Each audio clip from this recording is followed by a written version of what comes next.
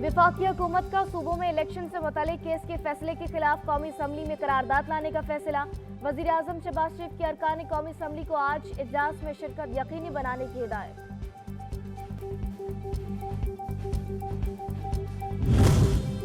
पंजाब इंतखाबात से मुतालिक सुप्रीम कोर्ट के फैसले का मामला। फंड्स और सिक्योरिटी प्लान के लिए इलेक्शन कमीशन का मुख्तलिफ राबतों का फैसला।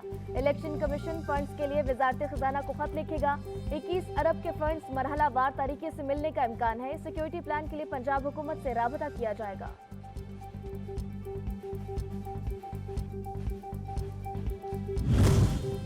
तहरीक-ए-इंसाफ आज सुप्रीम कोर्ट में खैबर पख्तूनख्वा असम्बली इंतखाबात के लिए रिट दायर करेगी। दरख्वास्त में सुप्रीम कोर्ट से मई में इंतखाबात कराने की इस्तदा की जाएगी। खैबर पख्तूनख्वा की क़यादत इस्लामाबाद तलब साबिक वज़ीर आला महमूद खान, परवेज खट्टक, शाह फरमान और असद कैसर भी इस्लामाबाद आएंगे।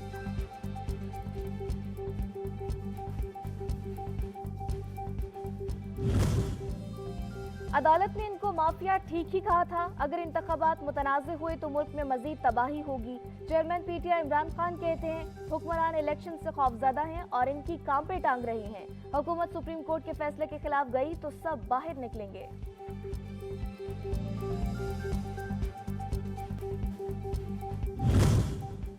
सुप्रीम कोर्ट ने इख्तियार से तजावुज किया, हुकूमत फैसला चैलेंज करेगी। वफाकी वजीर खुर्रम दस्तगीर कहते हैं इलेक्शन कमीशन को पाबंद करके अदालत ने इख्तियार से तजावुज किया।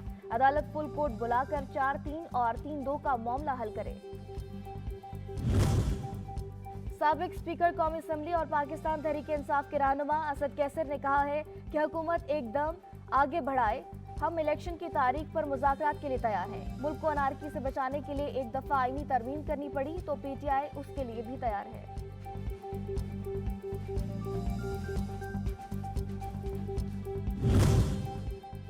जमात इस्लामी का आज से कौमी इंतखाबात के लिए इत्तफाक राय पैदा करने की कोशिशों के आगाज का फैसला।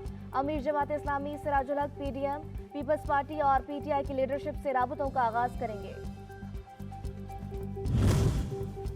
वफाकी वजीर खजाना इसाक डार ने एकिंग का इजलास आज तलब कर लिया। इजलास में 10 निकाती एजेंडे पर गौर किया जाएगा। जराये का कहना है कि इजलास में Lahore Sialkot motorway link highway की मंजूरी का इम्कान है। ट्रांसपोर्ट और मवासिलात के 3 दीगर मंसूबों का जायजा लिया जाएगा।